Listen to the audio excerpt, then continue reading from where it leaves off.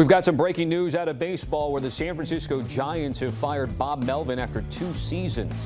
He was let go after the Giants finished 81-81 this season, 1 game better than Melvin's first year with the club. Over his 2+ decades as a big league skipper, he's won 3 Manager of the Year awards, 2 with the A's in the American League and 1 with the Diamondbacks in the NL. Let's bring in our Matt Snyder to talk about this breaking news. Any of this come as a surprise to you, Snidey?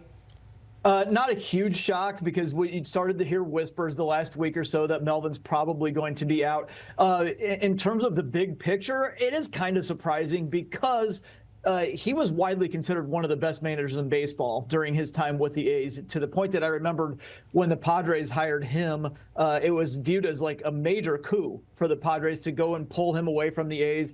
And then the Padres went to the NLCS in his first year as manager. Then second year, he fell out of favor, goes to San Francisco. He has 2 mediocre seasons, but by no means were they terrible. And they were actually overachieving for quite a while this season. And then they climbed back into the playoff race.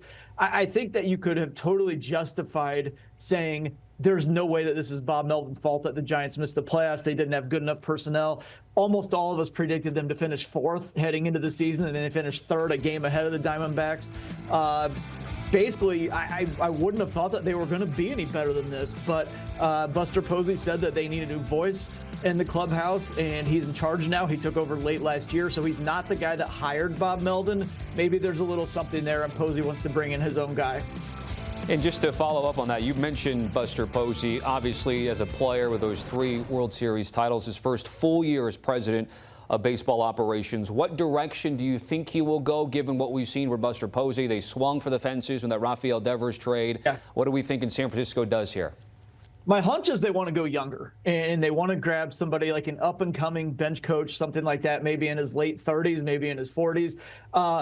There will be discussion about Bruce Bochy, though. He was in his final year of his contract with the Rangers. He won the World Series with the Rangers. He was Posey's manager all those years with the Giants, winning 3 World Series championships. Most of Giants fans did not want Bochy to go under the previous administration there in San Francisco, which kind of ran Bochy away. I think Bochy might just retire, but there will be a little bit of a conversation there.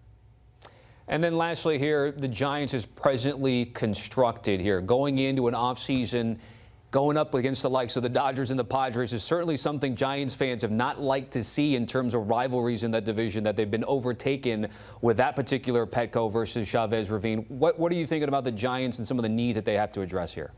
Well, they'll need to get better at player development moving forward, first of all, so they don't have to keep trying to land all these huge free agents. They've been in on so many guys. We've seen Aaron Judge, Carlos Correa, all in free agency, and they just haven't been able to land guys. They need to get better at player development. But something that was working down the stretch, once Willy Adames finally started to hit, Rafael Devers got hot, Matt Chapman came back from injury. When those 3 were hitting, that's when the Giants made a run and climbed back into the playoff race.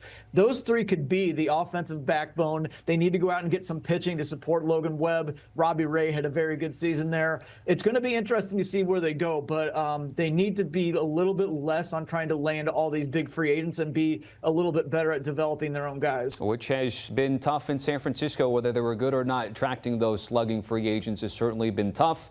Adames, by the way, hitting 30 home runs, first 30-homer Giant since Barry Bonds in 2004, if you can believe it.